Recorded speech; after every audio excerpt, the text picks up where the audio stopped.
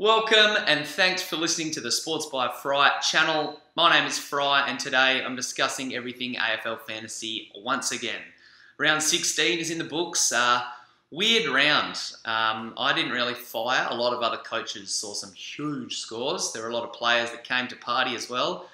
On Thursday during the trade video with JLo, I flagged that I had a gut feeling that something was going to go wrong this week, and then sure enough, when Brisbane and Carlton went to line up for their game, Cade Simpson wasn't in the park. For those that tuned into Thursday's video, I traded Cade Simpson in this week over Dane Beams, which, if you've seen the score of Dane Beams and the DMP from Simpson, you'll know that was a kick in the guts. But there was a lot of other fantasy stuff that happened that I'm going to touch on. There were 21 other players on the large fries and coke that I'm going to analyse as well. A little bit of a background change this week for those who are watching on YouTube, so I apologise in advance if this light behind me makes viewing hard. But yeah, if you like this backdrop, let me know. I'll do a couple more videos from this angle. You can comment below. If you're listening on the pod, make sure you leave a rating and review. But enough of me talking crap. Let me dig into the large fries and coke and what exactly unfolded in round 16. As you can see, I just scraped over 2,000 this week. I went down again. I'm now just inside the top 20,000. For fuck's sake. I thought I was poised well. I thought I was ready to start climbing, but yeah, I just lack those real consistent Uber premiums. I've got a couple of guys. Sorry, let me rephrase. I've got like Gawn and Laird and Tom Mitchell, and I've got some good players, but yeah, as a whole team outfit, my team isn't really delivering. So let me dig in. Laird, Yo, and Lloyd, my top three defenders, all balled out, which was amazing to see. Unfortunately, as I said, Cade Simpson, his DNP factored into my score, but I did get a nice 50-odd boost from Jolie Smith. Luke Ryan's got to start lifting, or he could go very soon. Myercheck, you can't ask a lot more from a rookie. They're going to get you around 30 to 50. Obviously, 30 is not going to cut it for someone on your field, but I've only got myself to blame. Isaac Heaney's laid out probably forced me to field him and Sire. I'm going to touch on my midfield now with them clearly exposed. Lucky Neil, 59. What the hell, mate? I thought that with Fifey out of the side, we'd be seeing some big numbers, but it was against the Ds, and Dockers did get butt hurt, so he should rebound against Port Adelaide, but he's now averaging under 100, so he better lift, or he's definitely on the chopping block. So if he doesn't lift, he could be out, along with Paddy Dangerfield. It was nice to see Merritt get a nice 120. He hadn't had many huge scores this year, so kudos, mate. Tom Mitchell is my skipper, a little bit disappointing, but close to 100, I can't really complain. Lockie Whitfield was nice. I had to shift him into my midfield because, as I mentioned, Isaac Heaney was out, so he took up a spot on my pine as Sire came onto my field. I did have the option of fielding Paul Ahern, which in hindsight would have been a better choice, but it is what it is. Rucks, once again, did their thing. Don't think I'm going to worry about getting Brodie Grundy with a lot of other issues around my ground. I think I'm just going to stick with Gawn and Martin for the rest of the year, but I could find myself in a luxurious position with one of the last 2 or 3 weeks. That might change. Forwards were pretty solid. Even 60 from Guelphy as a rookie I'll take. Would have been nice if I had a Hearns 88 on the field instead, but that's slim pickings. Solid, but considering the time of the year, I really wanted a big score. A lot of people are churning out 2 3s, 2 4s, so just getting over 2,000 doesn't really satisfy me. So yes, the lack of seriously big scores held me just over 2,000. Like I said, not terrible, but for someone that wants to make a reputation talking footy, you better fix your team, Frizy. Anyway, news that matters. I don't think there's a lot of tribunal stuff. Oscar McInerney was really the only fantasy relevant guy who was on report, but he was a little forearm into the face of a Carlton bloke, so he probably won't face any time on the sidelines. Sean Higgins copped a nice little tummy tap from a couple of Gold Coast Suns, so they'll be forced to open up their wallets. But with the exception of that, at the moment, there's not a lot of other tribunal news as I'm recording this. So if something else breaks, then sorry, didn't cover it. But yeah, things are all right. From the injury front, this week will be a lot of eyes on Cade Simpson and Isaac Heaney. Both should play this week, but yeah, their statuses are obviously up in the air a little bit. Heaney was, I think, training earlier in the week, but was a bit precautionary because the Swans and Geelong played on Thursday night, so he should be okay, along with Simo. But yeah, watch their status throughout this week.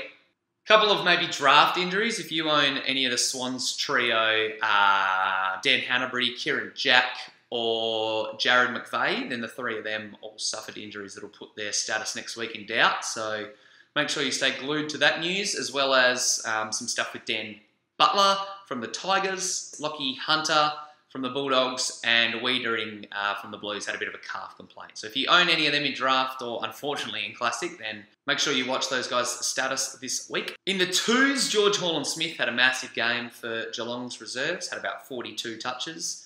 A couple of other big numbers. Blakey Acres had 33 as he came back from a groin complaint. Dom Tyson had 31 touches and a bunch of tackles for the Ds. And Ryan Bastanak, who's at the Lions now, he had another 36-touch game. So there were some big numbers out there. A lot of people will be watching Dylan Clark's status. He had another solid game. He's still in a few Classic teams. But Darcy Parish, his VFL teammate, had a nice 39 touches. So it seems like he'd earn a recall first. But Clark still might be in the picture, so don't trade him out unless you're desperate and you need the cash. I reckon he's worth just leaving on your pine. With the injuries mounting at the Swans, Nick Newman or I'm going to butcher this, but Irishman Colin O'Riordan, one of them, they both had 37 touches for the Swans too, so they could find themselves in the best 22 and make way for some of those injured dudes I already talked about. Plus threes. It's time for some awards. Dane Beams' huge 133 gives him a nod this week. Like I mentioned, I was going to trade him in, but didn't. Not going to talk about what coulda, shoulda, and would have been. But yeah, Beams was on fire this week. And look, I don't think these big scores are going to slow down. I've been talking about him for weeks. So if you want to get him, you won't regret it. Clayton Oliver from the Ds is someone who's priced at a similar spot as Beamer, and he's been putting up some big numbers. 2 scores over 130 in the last month from memory. Had a few blemishes, but yeah, he's another great target you could look at this week. And talk about a return to form. Devon Smith. I was all over him last week for a 60, and he rebounded strongly with a round high 150. So I really want to get him this week. Don't know if I can, but yeah, kudos to those that own Devon Smith. You would have happily seen his 150 sitting on your team this week. Negative threes, Geelong champ Gary Ablett is starting to look every bit his age. He might have to be reduced to a wing or even a half forward and then half midfield type role. Please do that and then put Danger more in the guts. But yeah, he's starting to look a little bit tired, a little bit slow. Time's catching up. And with Tim Kelly starting to ball out, he could see some more low scores. So watch out, owners. Eddie Curnow, no one saw this terrible decline in performance coming. Luckily, I dodged a bullet. I was going to trade in him or Yo after their round 12 bye and pick Yowie, so that was definitely the right move. But yeah, for those who own Ed Curnow, I'm so sorry. Finally, Lockie Neale, like I talked about, you got to lift, mate. We need more. Against Port Adelaide, like I said, he should bounce back, but I'm a little bit nervous. Hopefully, fingers crossed, we have nothing to worry about, and he's back to his triple-figure best this weekend. Noteworthy numbers. Isaac Heaney is probably the guy who will have the highest break-even out of all the fantasy-relevant dudes. McRae and a couple of other names have higher break-evens, but they're not going to play this week, so if Heaney makes his return, then he's definitely due for a price decrease. Along with the likes of dudes I've already talked about, Ablett and Curnow, after their terrible scores, goes without saying that they're due for a dip in price slightly. And top 6 defender hopeful Jack Crisp is another one who owns a higher break-even. Popular rookies with low ones, the same popular 3 mainstream rookies, Brad Lynch from the Bulldogs, Braden Sire, Bradley, I'm pretty sure it's Braden Sire from the Crows. Shambles, let me start that again. Braden Sire from the Magpies. There you go there. And Quinton Narkle from the Cats. The 3 of them are probably going to be the most popular rookies to get in its team this week, and all of them own really low break-evens. Form player of the comp right now is Andrew Gaff. Move over Josh Kelly and Tom Mitchell. There's another sheriff in town. Big Gaffies had back-to-back 40-touch games, I'm pretty sure. Stupid scores. A guy that I'm sure every fantasy coach has said, I should have pulled the trigger on him, but we didn't. So if you do have him, take a bow. If you don't, get him in your team. Tom Mitchell and Josh Kelly are still, putting up really good numbers, along with the likes of Brodie Grundy and in defence Jake Lloyd. So, yeah, there's some big scores out there, but no one's topping Gaffy right now. So that leads into a little bit of trade talk. If you want to get Gaff into your side, there's nothing wrong with that. You can definitely do so. If you've got the coin, I highly suggest it. If you don't have the money, though, you might want to look at maybe chasing someone like Beams, who I already talked about, or even cheaper, you could try and target Matt Crouch. He looks to have shaken off his injury worries and seems to be back to his best. If you're really strapped for cash, then it might be time of the season to take a risk on Dusty. Even though he's down about 200k in price, I think, he could, average 90, 95 plus from here on out, so he's definitely worth a gamble. Again, I've already spoken about these three. In no particular order, Lynch, Sire and Narkle are the most popular rookie targets this week. Depending on where you need help, might dictate whether you go after Lynch or Sire/Narkle. I think Sire's probably the popular pick over Narkle, but if Narkle holds his spot, he could be a fine option. Trade outs. At this time of year, a lot of coaches have no rookies on their field. I'm pretty close to being in that position, and there's a lot of, obviously, people ranked above me. So if you don't have rookies on your field, then upgrading underperforming premiums is a must. Ed Curnow fits that bill. He's averaging around 80 for the last month, so sorry, mate, you've got to go. It's not good enough.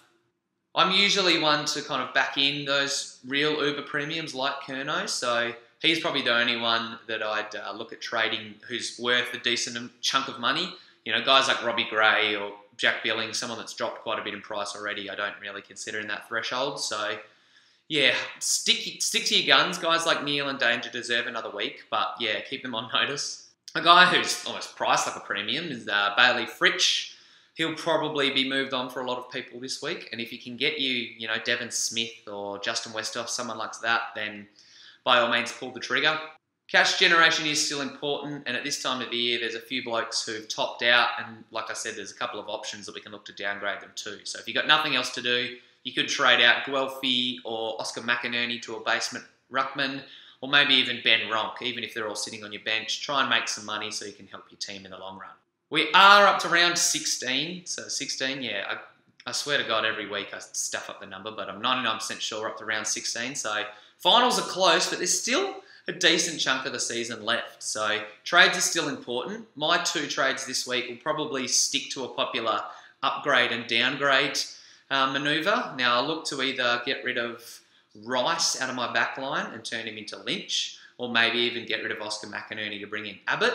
And then the second move will probably be Guelphy or Fritsch out. If I go Guelphy, then I can probably get my hands on Dusty. He's the best option with the price and the money that I've got saved. Or if I get rid of Fritter, then I can maybe get up to Devon Smith and save a little bit of coin. So that might be the smart play. Although if I'm looking at it from a one pair versus the other, I think that Fritsch and Martin combo will outscore the potential Guelphy and Devon Smith combos. So yeah, watch this space, but that's what my moves are looking like this week. And that's a wrap for the round 16. Like I said on Twitter, unfortunately, JLo and I have been stalled putting up the Sunday sit-down, so it'll turn into a Monday sit-down tomorrow. We haven't done a lot of stuff about free agency, so we're going to do a massive long podcast if you want to enjoy that. Otherwise, thank you for tuning in. Stay glued to sportsbyfry.com for more exciting articles. And of course, subscribe on YouTube and iTunes. Give a rating and review if you enjoyed the show. But thanks for listening. Good luck in round 17. Until next time, peace.